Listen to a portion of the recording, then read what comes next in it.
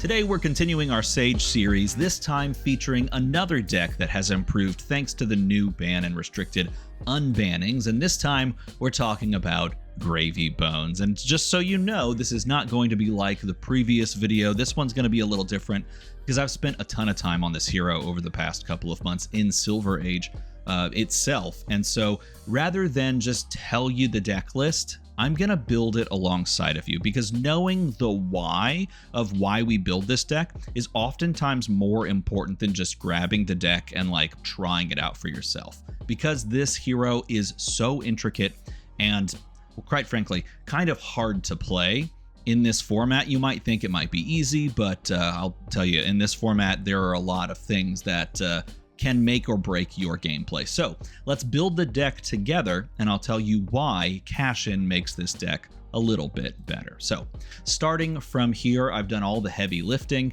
I've put in the two main pieces that will always be in.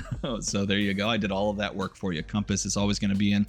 Washed Up Wave is also always going to be in. This is not going to be, by the way, like a full-on primer for the deck. If you want way too much information about this hero in Silver Age, just support my channel and buy the guide that I wrote. I wrote 3 different deck lists. This is going to go onto this guide as well. It's down in the description.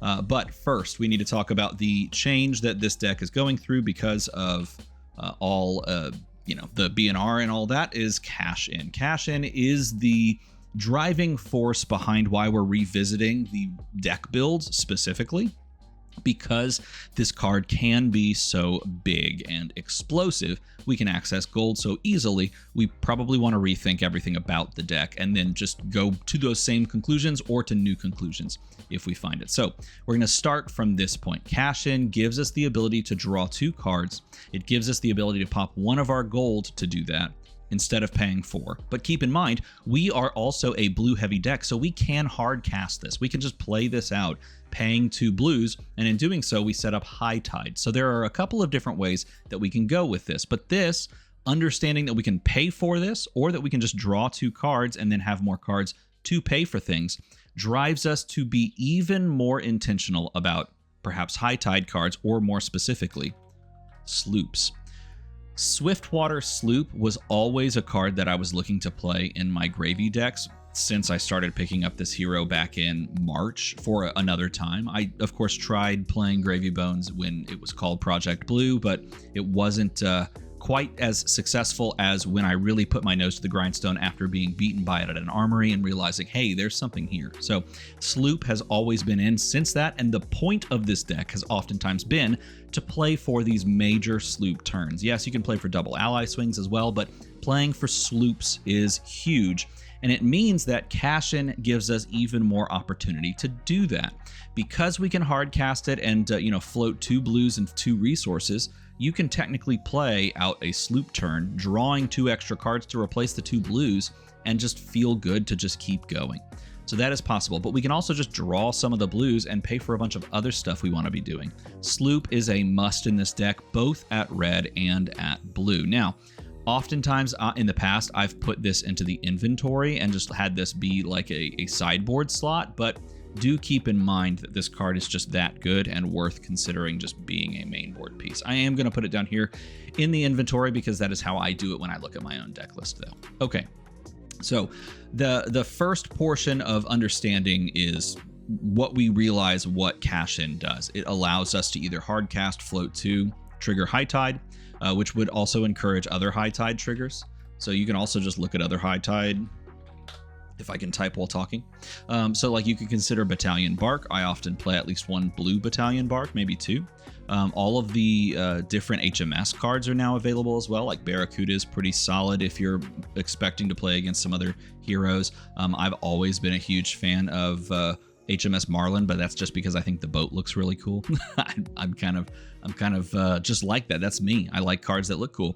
But Battalion Bark is a consideration we'll come back to as we fill out the blue slots. And some people are trying the reds. I have tried the reds myself, and they are a big swing, but it does also just kind of end your turn if you don't have some other pieces around it. So keeping other High Tide cards in mind while we continue this is important. But if we are going to be playing a Gravy deck and we want to activate Cash-In, we of course aren't only going to hardcast it, we also want to activate off of the 1 gold. Just like we talked about with Kasai being able to like go up in card economy because we have a gold, the same thing is true here.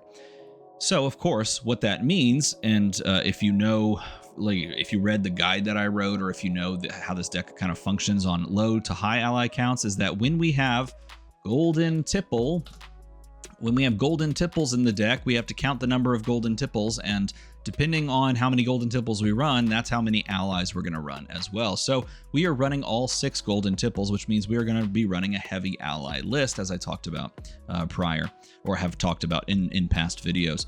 6 golden tipples means that we have ample ways to create gold off of discarding yellows. And keep in mind, it's not just discarding allies, it's any yellow that we can discard to create a gold token. Okay, so we want to be able to discard some good yellows, and that's going to change a couple of picks out there. Like, for example, you might even just be like, well, why don't I just run yellow Swiftwater Sloops? And you could honestly argue that running the yellows is perhaps in some cases better, but we are also running this because it does serve as a popper as well into very niche matchups. I mean, we're losing the draw my matchup either way, but we can maybe have like some poppers in there. And I also saw a Prism recently that ran away from the deck, so maybe they were scared of all the damage we could do.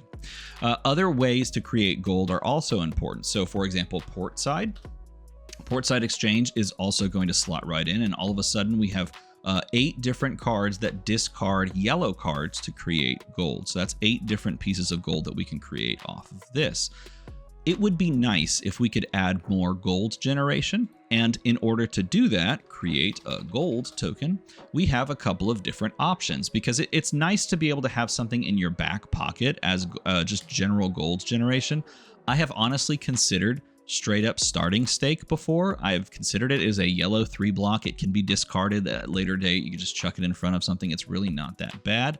But let's instead just focus on building out a very good solid deck. Seafloor Salvage is so freaking underrated. People that don't play this in their gravy decks really should change, because this is a blue, it is a block 3, it is a fantastic card to pitch, and it's fantastic in an early like game state wherein you've played 1 yellow.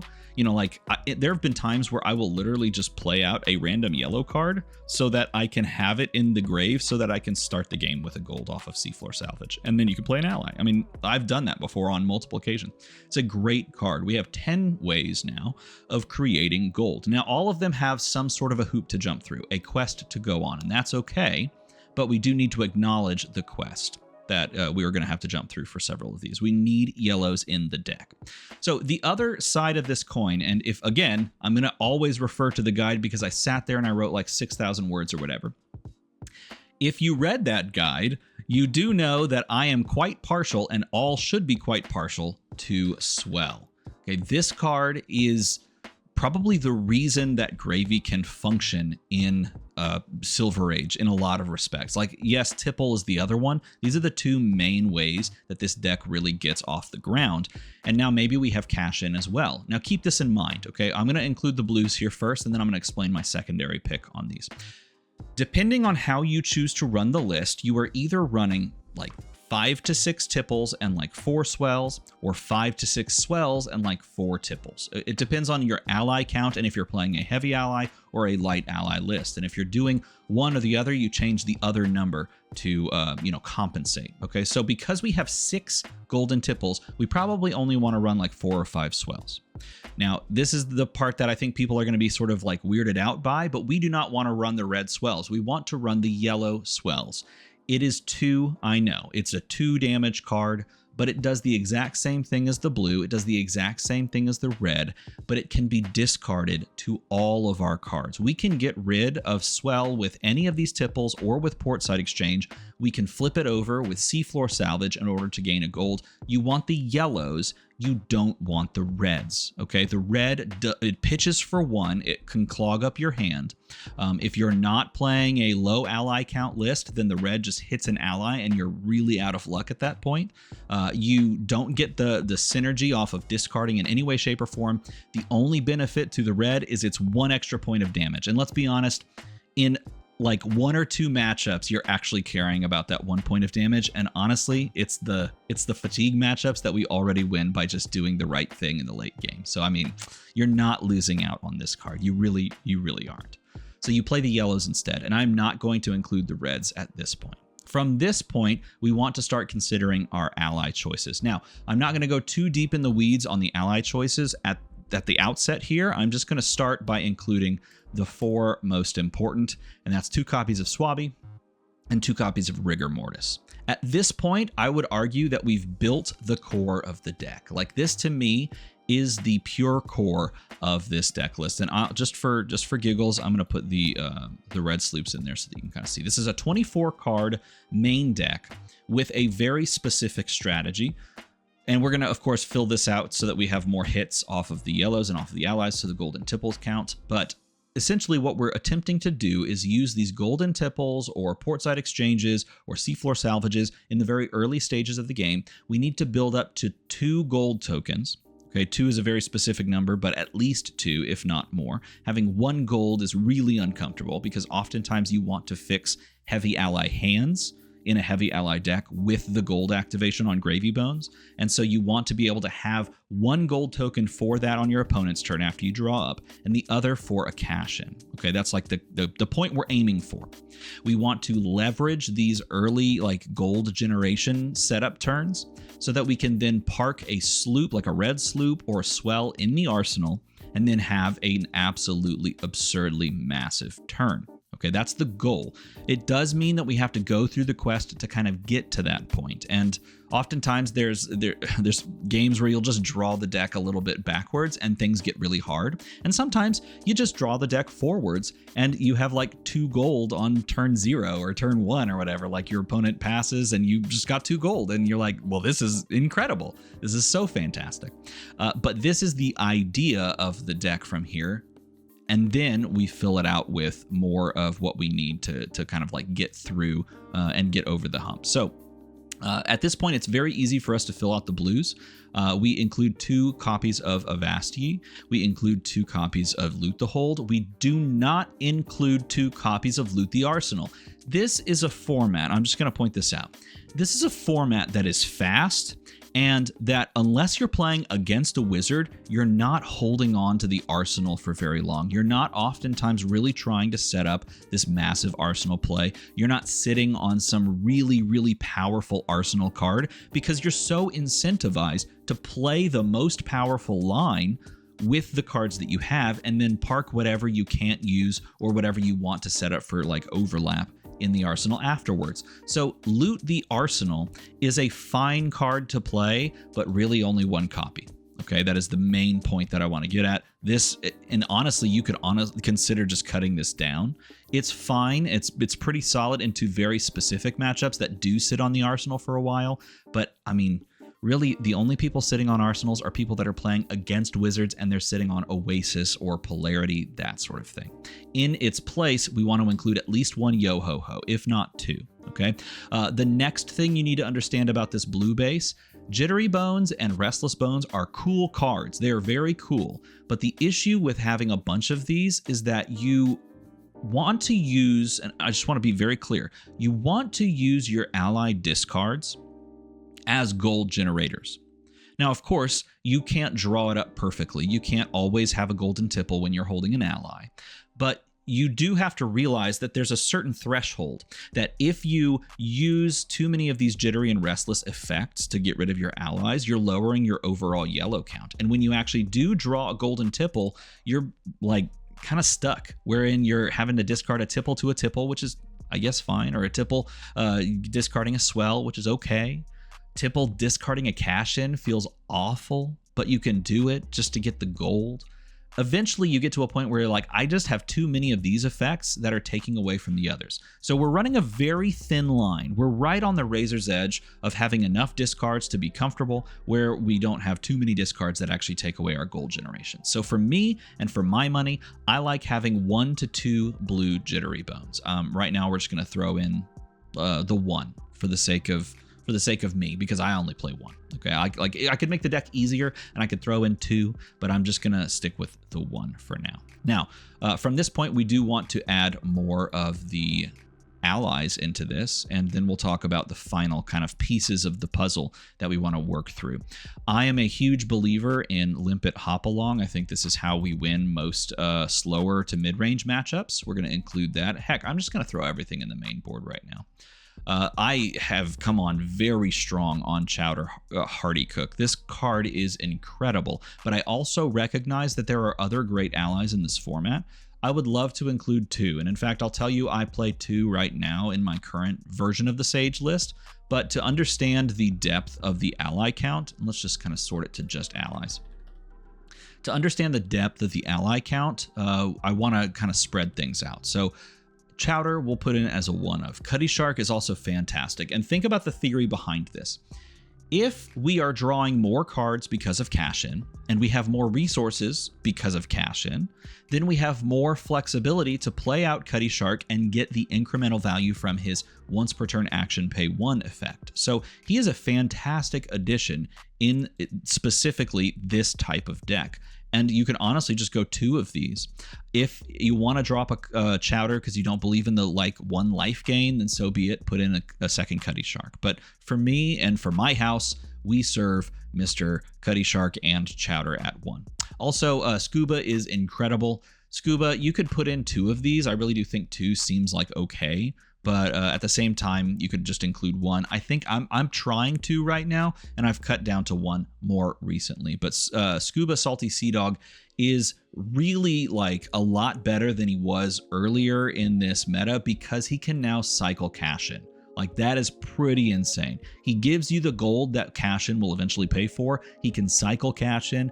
There's a lot going for him. The issue is that you have to pay 3. It's the same issue with Chowder, right? So the downside to Chowder and the downside to Scuba is that eventually at some point you're going to have to pay 3. Either it's up front or it's on the swing. And paying 3 is really expensive. Cash-in does give us more flexibility, but it's really only on those turns. So you can't go hard in the paint with double copies of both of these and make your functional turns actually work if you're trying to get sloops. And I think this is a more successful build than if you're just trying to just hard cast a bunch of allies. You're just going to get gunked up with a ton of allies and you're going to end up dying.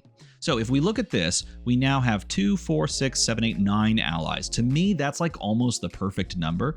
I've seen some people go up to 11 allies. I've tried 11 ally lists before and it feels okay. It feels kind of scary, but it's really not terrible.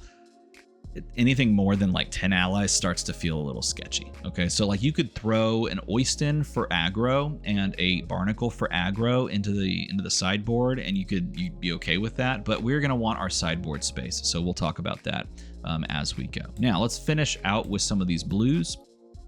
Some of the blues that I really enjoy, obviously, Murderous Rabble is incredible. That is a mainstay staple of the deck. I've tried Scrub the deck. I thought it was kind of fun, but didn't really need it after a while.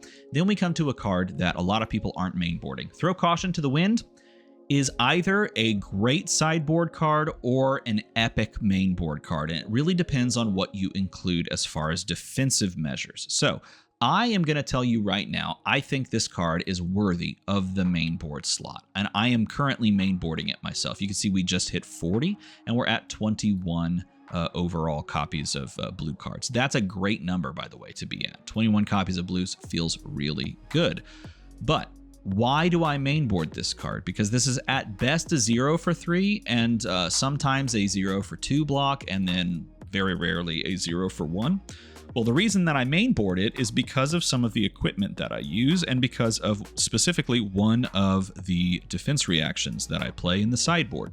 Beneath the Surface is a bit of a tricky card. It's really cool. It's, by the way, this can just be played as a 2 for 5, paying 2 from your hand. And when you do, after it resolves and the whole thing kind of resolves and is done, the chain link goes away, it'll bottom itself. Okay, it'll flip itself over and go into the graveyard and it'll Watery Grave trigger. So it is just a 2 for 5.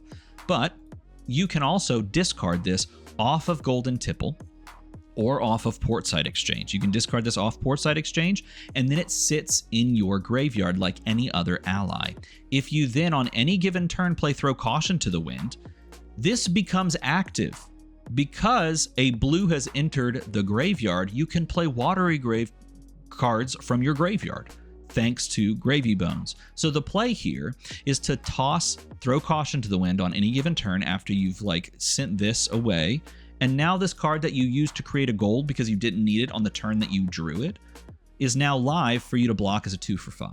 And now you still have to pitch and pay for it, but you have a 2-for-5 essentially in a secondary arsenal that's not actually sitting in your arsenal, thanks to this blue that has entered the graveyard. The blue instant pirate Throw Caution to the Wind. That is the synergy therein. And it gets even better because in the sideboard, we are going to include Trench of Watery Depths, which means we can block with Trench. We can pitch a blue card from our graveyard. We can play Throw Caution to the Wind. That's currently blocking for, like 4, for example. This turns a blue over. This pitches us for 3, blocks for 1, so we're blocking 4. And then I'll go back to the Necromancer Beneath the Surface. We'll put that in the inventory. And then this can come out of the graveyard and be paid for by the Trench for 5, or it can come out of the arsenal, or it could come out of the hand and be paid for. The synergy thing here, the old synergy of this is quite high. It's got high synergy. Now, if you don't want to jump through that many hoops, that is totally fine. Just play Unmovable. Unmovable red is fantastic. If you want to get a little bit more cute, you can play Unmovable yellow. It blocks for 6 or 7, depending on if it's in the arsenal or the hand. And you can discard it if you don't feel like you need it in the matchup or in that certain turn cycle to a golden tipple. I do encourage you to consider playing yellows more than you think, because having the ability to discard them off of tipple and get gold is so underrated. But I am playing Beneath the Surface yellow because it's pretty, and I need more copies of this specific art. So if you know of any, I need them, and I'll be at Pro Tour, and I'll trade you for this specific card. Okay, so at this point, we've gotten ourselves a good chunk of stuff here, but let's fill out the equipment suite, which shouldn't take very long. Carrion Crown, to me now, is just the go-to piece. I know we could play Mercolier Helm. For those that don't know, Mercolier Helm is an option. We can play Mercolier Helm, but the problem is we're just using our gold so often that we don't need to pop this. And technically, Mercolier Helm activation plus gold activation is the same as cash-in. That's the math on it. So for me, I've gone away from that, and Carrion Crown in heavy ally list, just like I talked about in the guide, this is the go-to piece for this. Now, it's not the only thing that I include of the Necromancer Pirate suite. I also include Mournful Casket, and really, I actually play this about half the time and this about the other half the time. I only play this combo whenever I feel like I really need this defense reaction. But if I feel like it's a sort of a mid-range matchup, I'm just going to play Mournful Casket and call it a day. And there's honestly even better things to do with your chest piece into like mid-range matchups. And then finally, we're going to include AB3. We're going to go here. We're going to include Arcane Barrier in the arm slot. I'm going to include it there, and we can include it in the chest slot as well. So the only slot we're not going to include it on is Carrion Crown, and that's because we can still pop Carrion Crown to discard an ally and draw a card against wizards. But now we have AB3. I'll put those in the inventory. We have AB3. We have a full suite of equipment here. We've got arms, chest, put this chest there. And then we need one thing for our feet, which is Mage Master Boots. Master, thank you. There we go. Put Mage Master Boots in there. And we have exactly 4 slots remaining to fill in this list. And by the way, I do keep these in the inventory, and then I bring them in to whatever matchup I see fit. So that is kind of how I set up my own main board. And then finally, we include a wizard hate because we can hate on wizards with impunity, and it feels great. So Oasis feels really good. We include 2 Oasis.